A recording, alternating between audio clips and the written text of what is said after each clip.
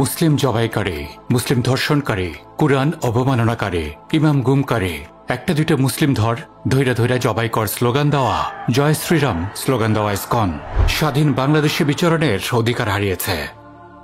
আজ যদি আমরা এই জঙ্গি ইসকনকে না থামাতে পারি, লিখে নিন, কাল তারা আমাদের ঘরে ঢুকবে জয় শ্রীরাম বলে।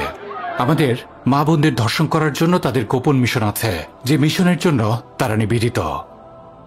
তাদের কলিজার ওজন অনেক বেড়ে গেছে, তাদের কলিজার ওজন অনেক বেড়ে গেছে। মুসলিমবঙ্গের মুসলিমদের ঘুম কবে ভাঙবে? কথা মাত্র একটা, এই দেশে ভারতের এজেন্ডাবাহী জঙ্গি ইসকনের কোনো স্থান নাই। No if no but, only full stop. যদি আমরা আমাদের সন্তানদের, আমাদের মা বোনদের, আমাদের আলেম ওলামাদের জঙ্গি ধর্ষকদের হাত থেকে নিরাপদ রাখতে না পারি, আমাদের মা বাবা আমাদের হারিয়ে ফেলুক। আজ আমরা হেরে গেলে কাল তারা জিতে যাবে। কালিমা লা ইলাহা ইল্লাল্লাহু মুহাম্মাদুর রাসূলুল্লাহ সাক্ষ্য দেওয়া অন্তরগুলো এখন এত দুর্বল হয়নি যে জয় শ্রীরামের বাহিনী আমাদের গলা কেটে আর ধর্ষণ করে আমাদের উপরে বিজয়ী হবে।